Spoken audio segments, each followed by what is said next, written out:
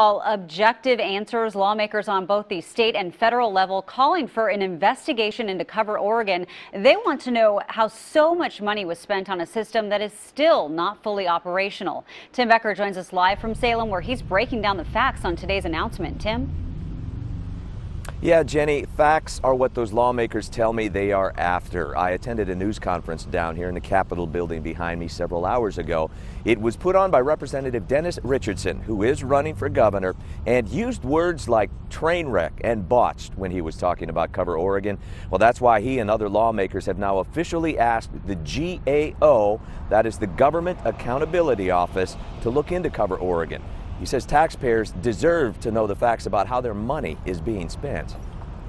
These 5,000 Oregonians need to be listened to. Waiving his petition and calling for a federal audit of Cover Oregon, Representative Dennis Richardson asks, what happened to the millions of dollars already spent on the health exchange?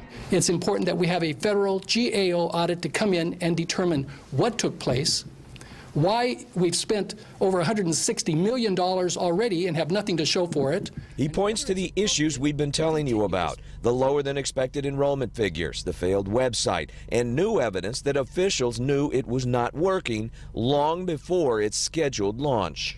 It's like turning on a light switch knowing that there's no wiring in the wall. But nevertheless, they went forward with this launch, and then the governor has indicated he knew nothing about the problems. I went to ask Governor Kitzhaber for his response, but he wasn't available today. We're envisioning a business that becomes self-sufficient. Yesterday, Cover Oregon Director Bruce Goldberg showed me his budget for next year, when Cover Oregon will become self-funded. No more federal money. He tells me they anticipate enough enrollees by then to make it happen. But today, Richardson insists it won't be self-sufficient. And so if you can't lower your budget by 20% and you can't get 100,000 more people to sign up, there's not going to be the money to do it.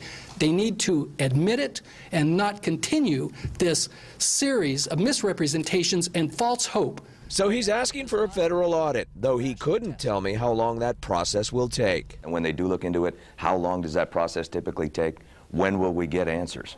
Congressman Walden said that this is a high priority, that when the Congress requests that this take place, that it will get immediate attention.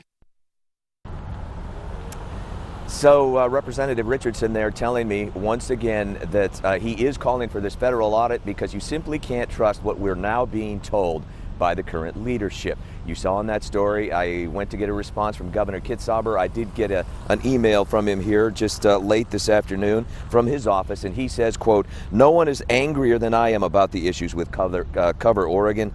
No one wants to get to the bottom of it more than I do. Reporting live in Salem, Tim Becker, KOIN 6 News.